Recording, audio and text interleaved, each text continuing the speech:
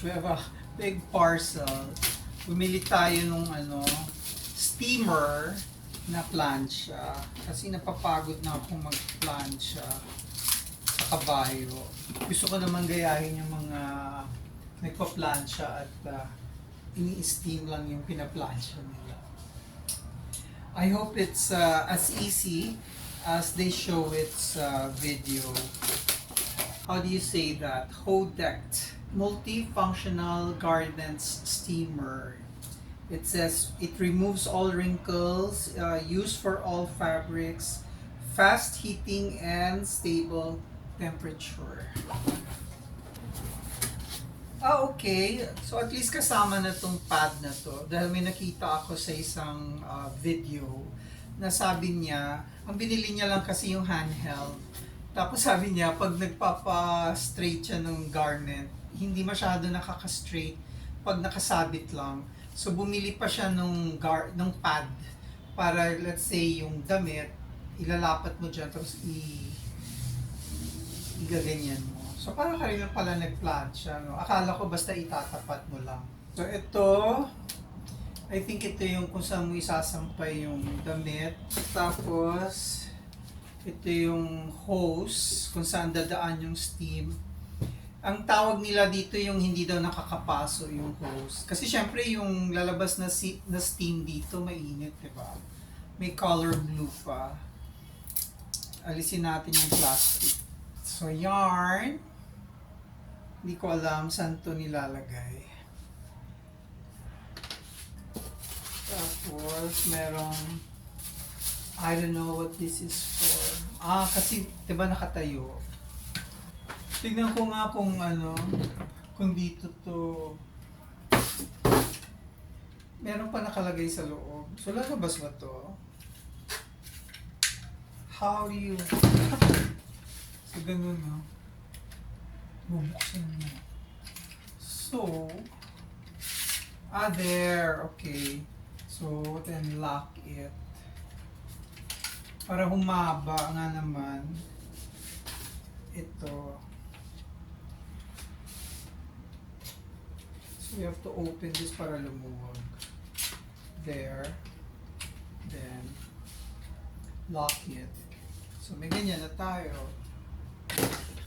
Tapos ito, naku, hindi ko alam ano itong mga parts na to. Tapos may ganito na naman tayo. Okay, so this is where you put the water. This is 1.8 liter something. Okay. So dito ilalagay yung water. There. So, yan ang steamer natin. Plastic talaga siya. Hodect. Pinili ko tong Hodect kasi yung sinerch ko, ang dami-dami niyang subscribers, followers sa other shop, no, Orange.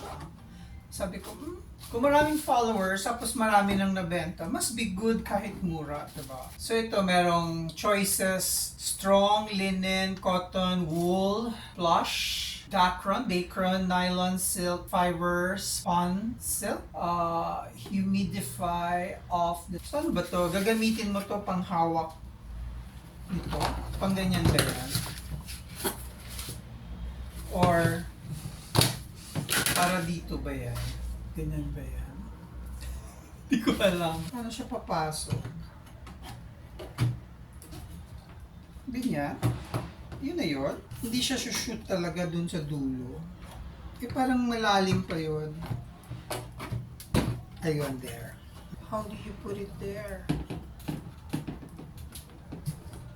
So, ganyan. Okay. So, ito, hindi ko na siya makita kung saan siya nilalagay. Para saan itong dalawang ito? Parang, ito. So, ito, dito ilalagay. Shoot mo dyan. Para later on, igaganyan mo. I still have nowhere to put these two.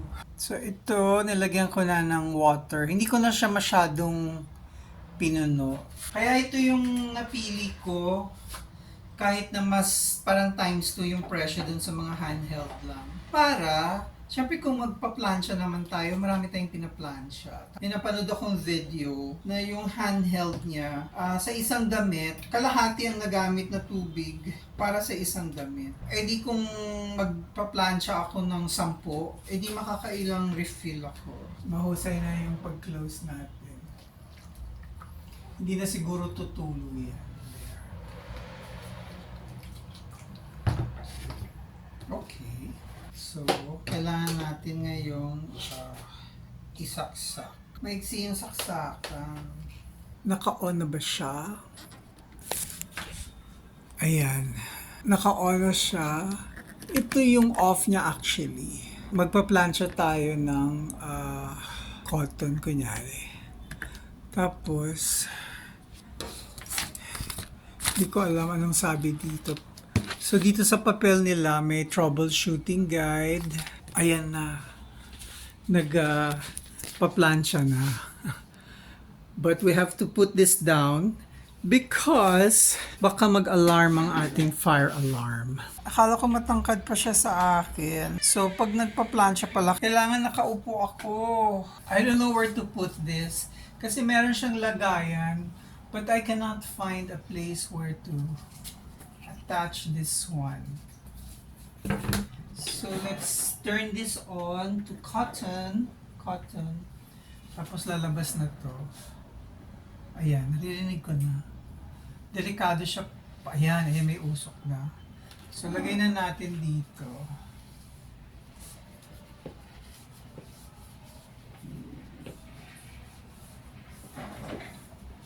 Ako kailangan ano pala, no? Oh my God.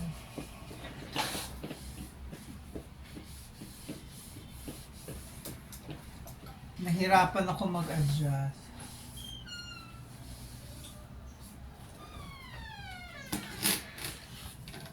Ako ipupunta siya sa sa ating detector. So kailangan we have to turn on the fan. Dito pa naman ako sa ilalim ng detector nagpa-plancha.